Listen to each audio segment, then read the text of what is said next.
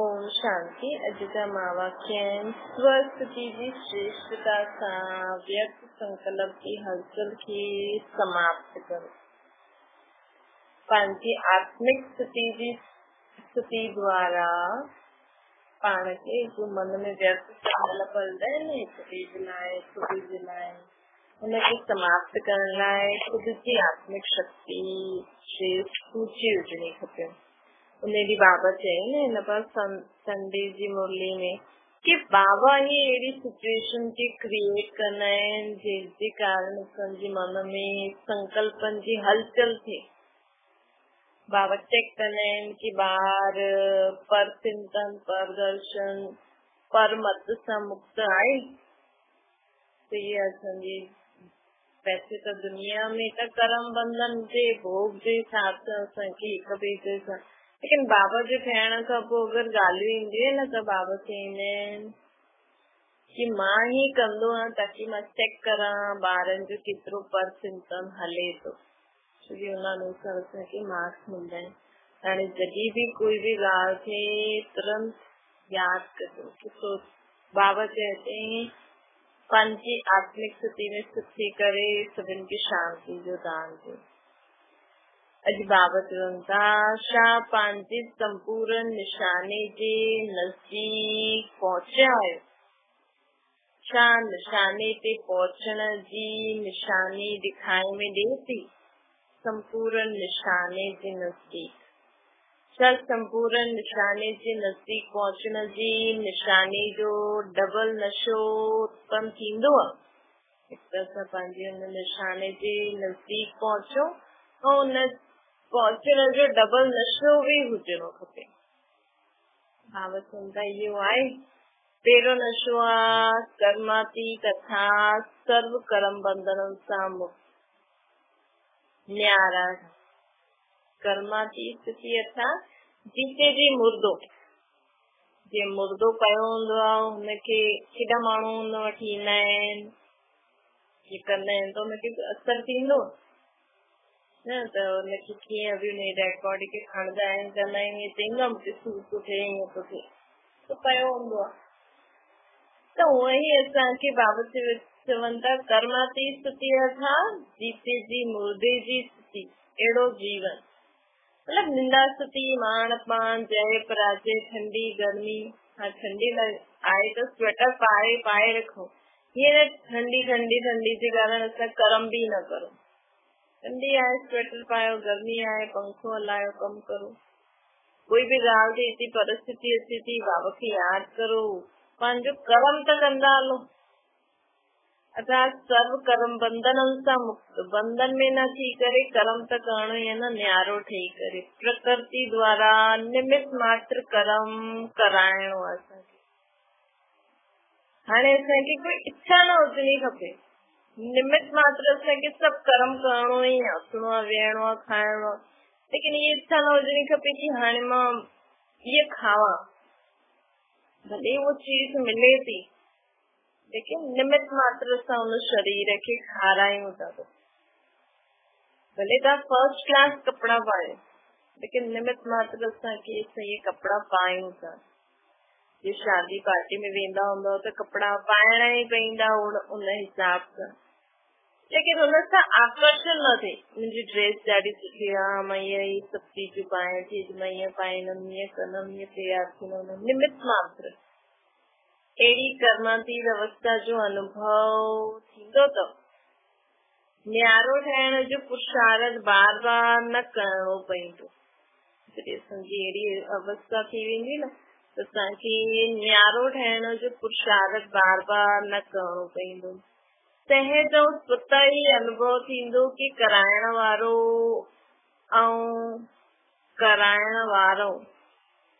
ऐं कराइण वारी कर्मेंद्रियूं स्वयं सां अलॻि आहिनि। तो शिव बाबा कराइण वारो, आत्मा हिन शरीर जी कर्मेंद्रियूं जी करनि थियूं, लेकिन मां आत्मा हिन कर्मेंद्रियुनि सां अलॻि आहियां। कराइण वारो कराइण वारी कर्मेंद्री स्वयं सां आहे ही अलॻि। हिकु त इहो नशो हुजणो खपे कर्मातीत जॾहिं संपूर्ण स्थिति जे नज़दीक पहुची वेंदासीं न त असांजी आत्मिक स्थिति नेचुरल थी वेंदी। असांखे अभ्यास न करणो पवंदो। सत्युग में नेचुरल हूंदी न असांजी आत्मिक स्थिति। ॿियो नशो आहे कि विश्व जो मालिक ठहण जो। कीअं अनुभव कंदासीं जीअं स्थूल चोलो वस्त्र तैयार थियो साम्हूं ॾेखारे में ॾे थो ऐं निश्चय हूंदो कि वस्त्र तैयार आहे, थोड़े ही समय में हुनखे असांखे धारण करणो आहे वापसि। जीअं नशो हूंदो वो सर्व गुण संपन्न और सुख प्रदान नयो शरीर स्पष्ट ॾेखारे में ॾींदो। सर्व गुण संपन्न और सुख प्रदान नयो शरीर असांखे स्पष्ट ॾेखारे में ॾींदो और हलदे फिरदे इहो ई नशो ख़ुशी थींदी कि कल ये पुराणो शरीर छॾे असां नयो शरीर धारण कंदासीं। जरा सो संकल्प भी उत्पन्न थींदो कि दैवी पद प्राप्त थींदो या न थींदो। देवता ठहींदासीं अथवा न, राजा ठहींदासीं या प्रजा ठहींदासीं। जरा भी ये संकल्प न उत्पन्न छो देवता प्रजा ऐं दासदासियुनि खे देवता थोड़ी चईंदासीं। देवता अर्थात जेकी आत्मा हिन समय पंहिंजी कर्मातीत स्थिति ते पहुची वेंदी वो ई त सत्युग में देवता ठहींदी न। असां अगरि पंहिंजी संपूर्ण स्थिति ते पहुचंदा वेंदासीं त हुनजी निशानी छा हूंदी। हिकु तो कर्मातीत स्थिति जो अनुभव कंदासीं अर्थात मां आत्मा हिकदमि हिन शरीर खां न्यारी आहियां। विश्व जो मालिक पने जो नशो हूंदो असांखे जरा सो बि अहिड़ो संकल्प न हूंदो उत्पन्न थींदो कि असां ठाहींदासीं या न, राजा ठाहींदासीं या प्रजा दासदासी ठहींदासीं। अहिड़े संशय जो संकल्प भी उत्पन्न थींदा। गारंटी बाबा पहिरियों चई न कि अंत जी रिज़ल्ट कीअं निकिरंदी। जेको महाराजा महारानी ठहण वारो हूंदो न हुनजे मुख सां स्वयं ई निकिरंदो कि हा मां ठाहींदमि। जरा भी हुनजे चाल चलन व्यवहार सां हुनखे भी अनुभव थींदो, ॿियनि खे भी। बाबा थोड़ी अनाउंस कंदा, लेकिन आत्माउनि खे स्वयं ई खुद जी चाल चलन ॾिसी करे अनुभव थींदो कि मां सत्युग में महाराजा महारानी ठहण वारी आहियां, राजा या प्रजा। अहिड़ा संशय जो संकल्प भी उत्पन्न न थींदा छो जे सामने स्पष्ट दिखाए में ॾींदो कि अॼु असां हीअ ऐं कल हीअ ठाहींदासीं।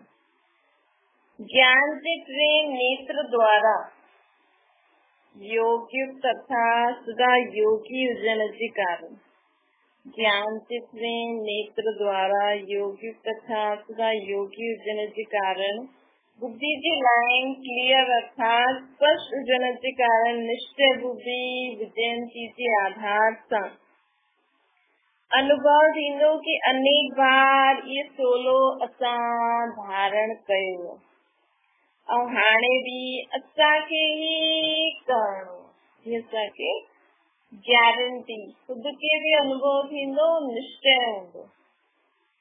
कल्प पहिरियों भी असां अहिड़ो पद पातो हुयो जीअं लक्ष्मी नारायण अम्मा बाबा खे एग्जाम्पल में ब्रह्मा बाबा त चइनि और शिव बाबा त उन्हनि खे चइनि, लेकिन धीरे धीरे जॾहिं वो पुरुषार्थ करनि पिया त उन्हनि खे स्वयं भी खुद जा वो चाल चलन नज़र अचण लॻी वेंदा आहिनि न माण्हू खे कि हा मां ही ईअं हुयमि ऐं मां ही अहिड़ो थियण वारो।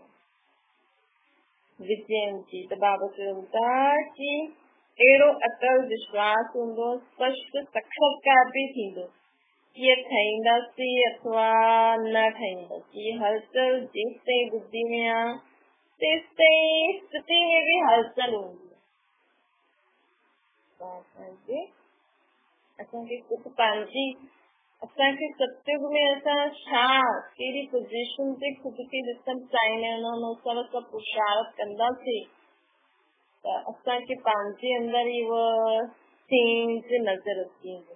जेतिरो जेतिरो स्वस्थिति श्रेष्ठ स्थिति ज्ञान स्वरूप आत्मा जी सर्व गुणन से संपन्न स्थिति, स्थिति, श्रेष्ठ स्थिति, ज्ञान स्वरूप आत्मा जी सर्व गुणन से संपन्न स्थिति, अचल अडोल निरंतर हिकरस थींदी वेंदी जेतिरी जेतिरी अचल अडोल हिकरस और निरंतर जेतिरी थींदी वेंदी न तो ओतिरो ही संकल्पन जी हलचल समाप्त थींदी। जे साकार में माता पिता खे ॾिठो कि ॿिन्ही जे खे नशे में संकल्प जी भी हलचल न थींदी हुई। मम्मा पापा खे ॿिन्ही खे न कॾहिं भी संकल्प में भी हलचल न थींदी हुई कि असां ठाहींदासीं या न ठाहींदासीं। तो शिव बाबा तो चई लेकिन वो पुरुषार्थ भी ओड़ो ही कंदा हुया। संपूर्ण अचल अटल निश्चय हुयो कि ये तो असांखे थियणो ही आहे अथवा ये तो निश्चित ही आहे। उन्हनि खे अहिड़ो निश्चय हो कि ये तो निश्चित ही आहे कि असांखे थियणो ही आहे। तो ये नशे जी निशानी अटल निश्चय और निश्चिंत अनुभव थी। निशानी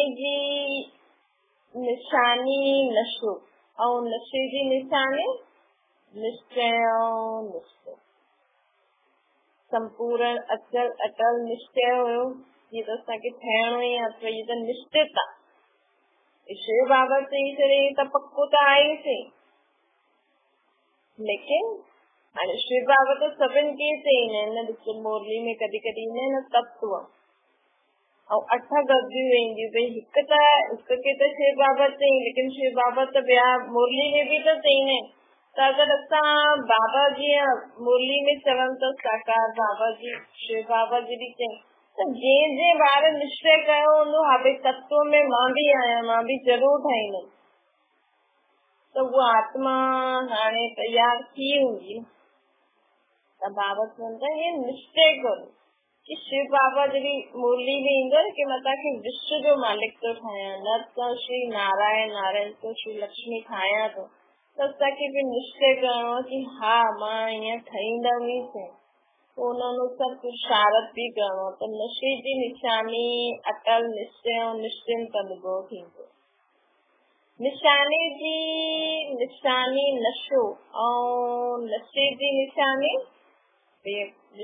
जी निशानी आहे असांखे नशो हूंदो ऐं नशे जी निशानी हूंदो निश्चिंत ऐं निश्चय। साथ साथ माया जी कहिड़े भी प्रकार जो वार थियण सां ऐं हार खाइण सां भी निश्चिंत थी वेंदो। असांजी कॾहिं हार थी न सघंदी आहे। न मालूम माया हार न खिलाए विजय ठहींदासीं या न ठहींदासीं न कमजोर संकल्प सां भी निश्चिंत थी वेंदो। अगरि ये संकल्प भी अगरि अचण भी चाहींदा त असां ध्यान ई न ॾींदासीं। जिसां बाबा खे यादि कंदासीं ओड़ो पुरुषार्थ कंदासीं त असांखे निश्चय थींदो ई वेंदो। त माया जी वार सां भी निश्चिंत थी वेंदासीं। शुरू साम्हूं ॾेखारण में ॾे थो छा अहिड़ो अनुभव थींदो। कमजोर संकल्पनि जी चिंता में ही माया अची न वञे, कमजोर न थी वञा मूंखे सफलता मिलंदी या न मिलंदी। ये संकल्प ईंदा आहिनि छा भई कोई अगरि ॿाहिरि जीअं गेम खेॾण वेंदे न कॉम्पिटिशन में त जेको हूंदो आहे जे प्रैक्टिस कई आहे ॿियो हूंदो आहे हुनखे खुदि जे मथां भी निश्चय हूंदो आहे कॉन्फिडेंस हूंदो। फालतू जो कॉन्फिडेंस न हुनखे खुदि जे मथां हुन प्रैक्टिस भी कई अथई ऐं हुन रीति हुन खुदि पंहिंजो टेस्ट भी वरितो अथई तो हुन माण्हू खे पक्को निश्चय थी वेंदो हा कीअं भी करे मां जरूर जीतंदो। तो हुनजे अंदर जो संकल्प हुनखे जीताईंदो एक्स्ट्रा शक्ति प्रकट कंदो। तो ये अगर असां निश्चय रखूं ये न सोचो कि अलाए थींदो न थींदो माया अंत में या ॾाढा जोर मूंखे हाराए न छॾे।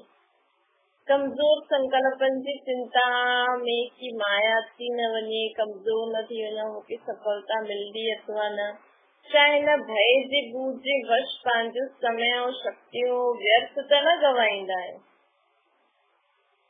अहिड़ो कमजोर संकल्प करण अर्थात स्वयं में संशय जो संकल्प रखण सां कॾहिं बि संपूर्ण न थींदो। कमजोर संकल्प न करण, ये संकल्प करण अर्थात कमजोरी जे रूप में हिकु भूत सां गॾु माया जे भूतनि जो आह्वान कंदे हुए अथवा पंहिंजी बुद्धि में असां हुनखे स्थान ॾेई छॾंदा आहियूं। हुन कमजोर संकल्प सां न असां हिकु भूत खे स्थान ॾिनो मतिलबु ॿियनि जो आह्वान था करूं, वह हिक सां गॾु अनेकनि खे निमंत्रण था ॾियूं। इन करे हिन भय जे भूत खे जेसिताईं बुद्धि मां न कढंदो तेसिताईं हिन भूत सां गॾु बाप जी यादि बुद्धि में कीअं रही सघंदी? या त बाबा जी यादि रहंदी या हिन भूत जी यादि।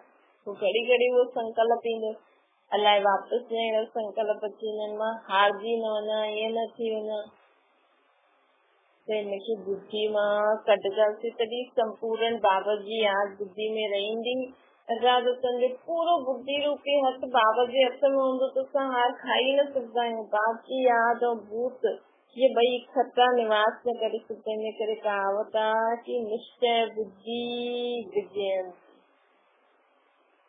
कहावत आहे निश्चय बुद्धि विजयंती। ये निश्चय व स्मृति रखो और समृद्धि रखो कि अनेक बार बाप जा ठहिया आहियूं, व अनेक बार माया जी ठहिया आहियूं, त हाणे ठहिण छा मुश्किल आहे? छा स्मृति स्पष्ट न आहे कि मुंहिंजी श्रेष्ठ आत्मा विजय ठहिण जो पाठ अनेक बार वॼायो अथई। अगर स्मृति स्पष्ट न आहे त इन सां सिद्ध आहे कि बाप जे अॻियां स्वयं खे स्पष्ट न कयो आहे। कोई भी ॻाल्हि हुजे न मन में जी बाबति न कोई भी ॻाल्हि मन में हुजे न उहो तुरंत बाबा खे ॿुधायो। भूल त ॿुधाइणी आहे लेकिन मन में संशय वारा कि बाबा मूंखे ईअं वीचार थो अचे, ईअं थींदो आहे। हर नंढी वॾी ॻाल्हि जी नंढो ॿार ॿुधाईंदो न ईअं बाबा खे ॿुधाइणो खपे। कहिड़े भी कारण सां बाप जे अॻियां कुझु छिपायो त ये भय जो भूत हिन कारण सां ही छिपाए छो।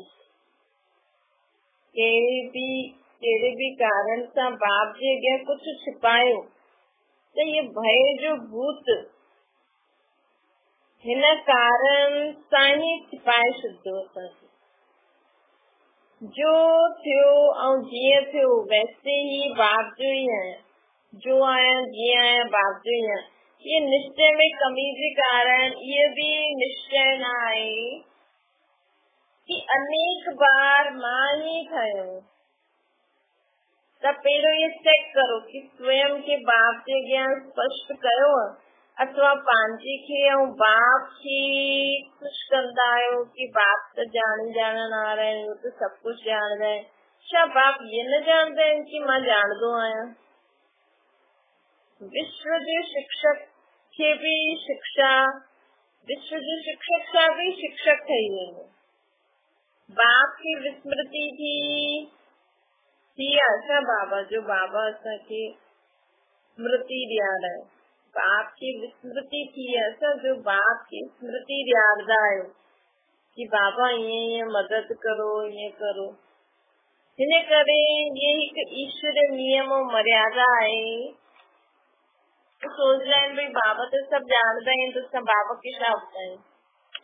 तो बाबा चए थो इन करे ईश्वर नियम और मर्यादा है कि कोई भी उसको मर्यादा जो पालन न कंदा हो तो वो मर्यादा पुरुषोत्तम न ठही सघंदा न। हिन करे कारण जो निवारण करो। अर्थात हर ॻाल्हि असांखे बाबा खे ॿुधाइणी। ईअं न सोचो कि बाबा त सभु ॼाणदा ई आहिनि। बाप जे अॻियां छिपाइण सां हिक जे मथां लख गुणा बोझ चढ़ी वेंदो। चढ़ण जे कारण जेसिताईं स्वयं खे हल्को न कयो त सोचो कि हिकु ग़लती जे पुठियां अनेक गलतियूं करण सां हिक मर्यादा जो उल्लंघन थियण सां अनेक मर्यादाउनि जो उल्लंघन थी वञण जे कारण एतिरो लख गुणा बोझ चढ़ी वञण जे कारण चढ़ती कला में कदम कीअं वधाए सघंदा। बाप जे अॻियां छिपाइण सां हिक जो लख गुणा बोझ चढ़ी वेंदो आहे। हुनजे कारण जेसिताईं स्वयं खे हल्को न कयो त सोचो हिक गलती जे पुठियां अनेक गलतियूं कंदा रहंदासीं ऐं हिक मर्यादा जो उल्लंघन करण सां अनेक मर्यादाउनि जो उल्लंघन थी वेंदो, पोइ लख गुणा बोझ चढ़ी वेंदो। पोइ अहिड़ी आत्मा अॻियां कीअं वधंदी, चढ़ती कला में कदम कीअं वधाईंदी, निशाने जी समीप कीअं पहुंचदी।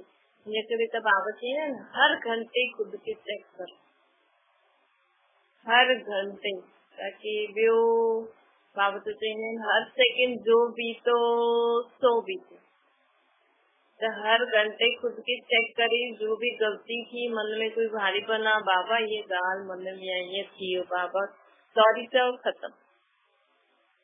हर मिनट हर सेकंड नयो, लेकिन त ठीक आहे घंटे खां ज्यादा न करो, ॾींहं त वयो, हिकु ॾींहुं त वयो। बाबा चवनि था दुनिया, लौकिक दुनिया में भी कोई चीज छिपाइण वारी खे कहिड़ो टाइटल ॾींदा आहिनि, नंढी सी चीज खे छिपाइण वारे खे चोर जी लिस्ट में ॻणंदा आहिनि। त जेसिताईं संस्कार आहिनि बाप दादा जे कूड़ ॻाल्हाइण, वो कहिड़े बि प्रकार सां ॻाल्हि खे हलाए ॾियण, त मालूम आहे कि हिनजो केतिरो पाप थींदो, वो भी शिव बाबा सां, डायरेक्ट भगवान सां। अहिड़ा अनेक प्रकार जे चरित्र बाप दादा जे अॻियां ॾेखारींदा आहिनि। अहिड़ा चरित्र ॾेखारण वारा कॾहिं श्रेष्ठ चरित्रवान न ठही सघंदा आहिनि। बाप खे बोलो न सम्झंदा आहिनि न, हिन करे सम्झंदा आहिनि छिपी वेंदासीं, हली वेंदो, लेकिन बाप जे रूप में बोले न त असां सां हिसाब किताब चुकतो कराइण जे समय पोइ लॉफुल बि त आहे, पोइ हुन समय छा कंदा, छा स्वयं खे छुपाए सघंदा, बचाए सघंदा। पंहिंजे अनेक प्रकार जे बोझ खे चेक करो। ॾिसो माउ पीउ बि चईंदा आहिनि न कि मां ॾाढनि ॾींहंनि खां ॾिसां पई, इग्नोर पई करां, न पई चवां, प्यार सां हिनखे हलायां पई, हुन समय माउ पीउ त प्यार सां ई संभालंदो, लेकिन हिकु ॾींहुं रूप धारण कंदो न पंहिंजो, पोइ न ॿार या जंहिंखे बि ॾिसंदा आहिनि सोचंदा आहिनि मां हेॾनि ॾींहंनि खां ॾिसां थी शांति खे तोखे सम्झायां थी, पर हिकु ॾींहुं त पोइ हुन ॿार खे पकड़े ई वठंदा आहिनि, पोइ माउ पीउ जो रूप न हूंदो आहे हुन समय कंहिंजो रूप हूंदो। त उहो ई शिव बाबा जो राइट हैंड ही धर्मराज। बाबा चईंदा आहिनि हाणे त मां माता पिता जे रूप में आहियां, पोइ अंत में धर्मराज जो रूप जॾहिं धारण थींदो, हुन समय माता पिता जो रूप नज़र न ईंदो। त बाबा चवनि था ॾिसो अनेक प्रकार जे बोझ खे चेक करो, अमृत वेले खां वठी करे जो ईश्वरीय मर्यादाएं ठहियूं आहिनि उहे ॼाणदे हुए भी सॼे ॾींहं में केतिरी मर्यादाउनि जो उल्लंघन असां करूं था। हिकु हिकु मर्यादा जे मथां प्राप्ति जे मार्क्स भी आहिनि और साथ साथ सिर ते बोझ जो हिसाब भी आहे। बाबा चवनि था और जे मर्यादाउनि खे साधारण सम्झंदा आहियो उन्हनि में भी उनजी प्राप्ति या उनजे बोझ जो हिसाब आहे।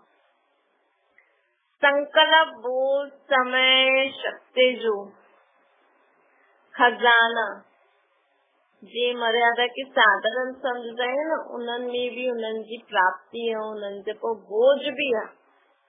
संकल्प, बोझ, समय, शक्तियुनि जो खजानो, इन्हनि सभिनि खे व्यक्त करण सां व्यर्थ जो बोझ चढ़ंदो आहे। इन करे हाणे कॾहिं भी पंहिंजो संकल्प वेस्ट न करो, सोचो सभी सभिनि जो भलो थी। पंहिंजा बोझ, समय, शक्तियूं जे यज्ञ जी स्थूल वस्तु व भोजन अन्न अगर व्यर्थ गवाई नहीं तो बोझ चढ़तो है ना। ये जरिए मर्जी व जीवन जो समय बाप विश्व जी सेवा अर्थ ॾिनो अथई तो सर्व शक्ति स्वयं जे विश्व जे कल्याण अर्थी ॾिनी अथई न बाबा। मन शुद्ध संकल्प करण लाइ ॾिनो अथई।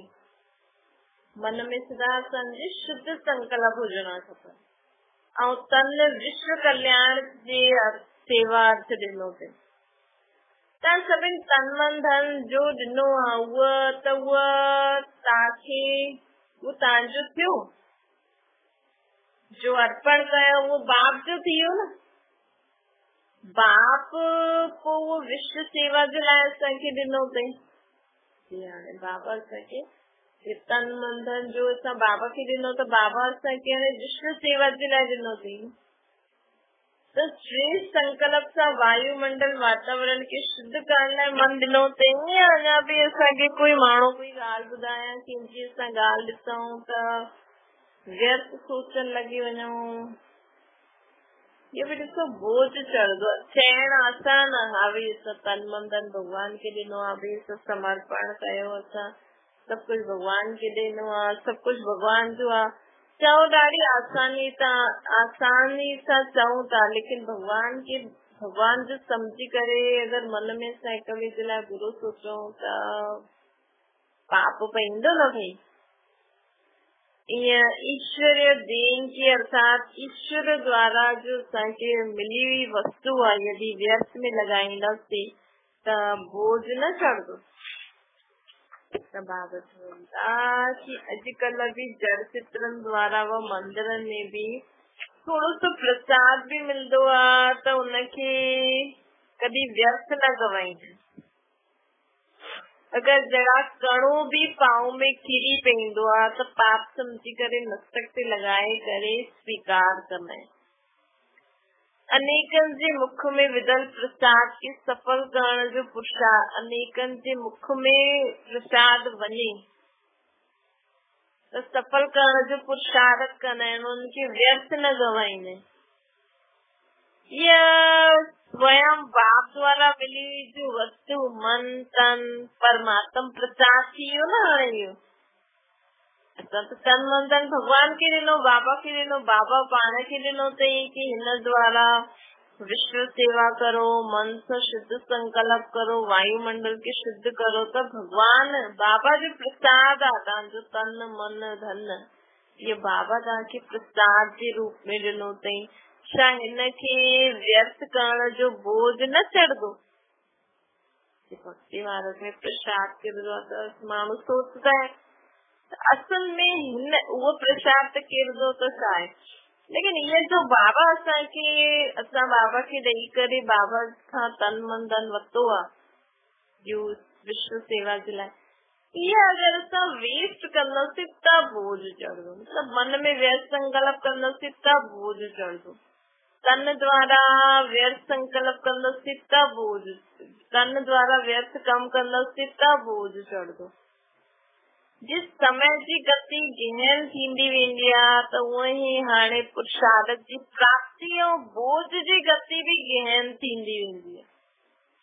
त हिन समय ॾिसंदा समय अनुसार न कोई कुछ भी थोड़ी सी भी अगरि असांखे गलती थी वञे न ऐं असां हुनखे डोंट केयर था करूं त सजा बि मिले थी। इन करे न हाणे समय ॾाढो ई तीव्र गति सां हले थो बाबा, ऐं असां थोरो बि कंहिं ॻाल्हि जे लाइ पुरुषार्थ करूं न त हुनजी सिद्धि बि जल्दी थी प्राप्त थिए ऐं गलती जी सजा बि मिले थी। हिनखे चइबो आहे कर्मनि जी गति अति गुह्य। त अॼु कर्मनि जी गुह्य गति ॿुधाइनि था बाबा जेसां की सदगति खे पाए सघूं असां। या त चओ ई न कि बस सब कुछ बाबा जो ही आहे, भगवान जो ही आहे, या त चओ ई न, या चओ था त उहो सम्झी करे यूज़ करो। हाणे सम्झो कि निशाने जे समीप जी निशानियूं छा हूंदियूं।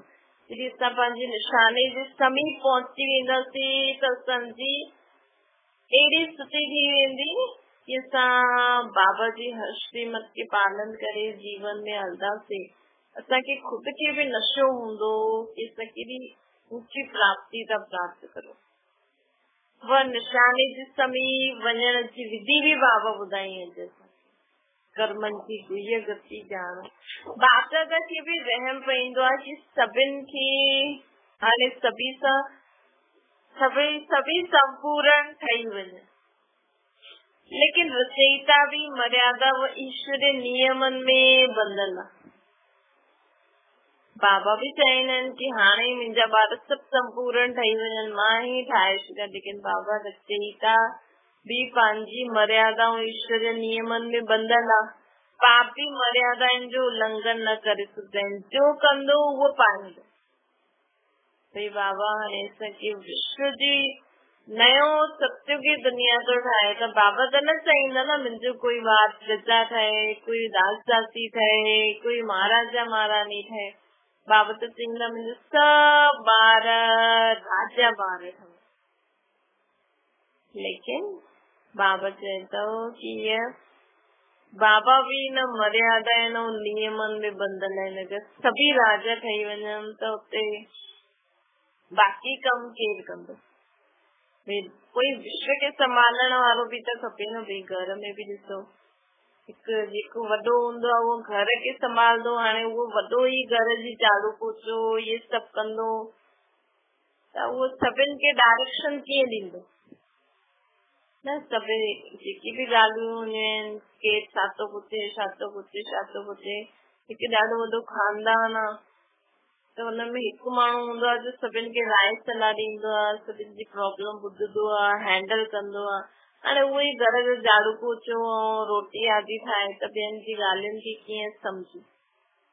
इन करे जो कंदो सो पाईंदो। तव्हां बाबा खे यादि करो, बाबा जी ज्ञान के जेतिरो असां बाबा जी ज्ञान सृष्टि चक्कर के सम्झंदासीं न, जेतिरो असां शक्तियुनि खे धारण करे ॿियनि खे शक्ति ॾींदासीं, ॿियनि खे ज्ञान अनुभव थी करे, ओतिरो उते असांजो ऊंच पद असांखे प्राप्त थींदो। त इहा मर्यादा बाप खे पूरन करणी आहे। भई जो कंदो सो पाईंदो। हाँ, एतिरी मार्जिन आहे कि जो हिकु जो 100 गुणा ॾींदा आहिनि बाबा। ये मार्जिन आहे कि मतलब बाबा चईंदा आहिनि न कि हिम्मत बच्चे मदद बाप। बाबा मदद जरूर ॾींदा आहिनि, बाक़ी ॿियो कुझु न करे सघंदा आहिनि। पुरुषार्थ असांखे करणो पवंदो। असां हाणे सोचंदासीं ई न कि मूंखे व्यर्थ संकल्पनि जी बीमारी सां मुक्त थियणो आहे। व्यर्थ संकल्प ईंदा, उनखे खत्म करण जी कोई युक्ति न कंदासीं, पुरुषार्थ ई न कंदासीं, त बाबा जबरदस्ती असांजा व्यर्थ संकल्प थोड़ी बंदि करे छॾंदा पंहिंजी शक्ति ॾेई। छोकी बाबा जो सिर्फ़ तव्हां ई ॿार थोड़ी आहियो, बाबा चए पूरी विश्व जी आत्मा ॿार आहे न। तंहिंजे करे बाबा चवनि था भई तव्हांजे घर में भी ॿार हूंदो, अगरि उनखे ड्रॉइंग में इंट्रेस्ट ई न आहे, लेकिन जे ॿार खे ड्रॉइंग में इंट्रेस्ट आहे उहा तव्हांखे चए न चए, लेकिन तव्हां हुनजे इंट्रेस्ट खे ॾिसी ऐं हुनजी महिनत खे ॾिसी तव्हां हुनखे ॿियूं बि ड्रॉइंग जी चीजूं वठी ॾींदव न। ईअं ई फोकट में थोड़ी वठी ॾींदव कि उहो वठी बि ॾियूं वेस्ट करे छॾे, नुक़सान करण लाइ ॾींदव छा हुनखे? उहो ई परमात्मा भी ईअं शक्तियूं भी ॾींदो आहे न।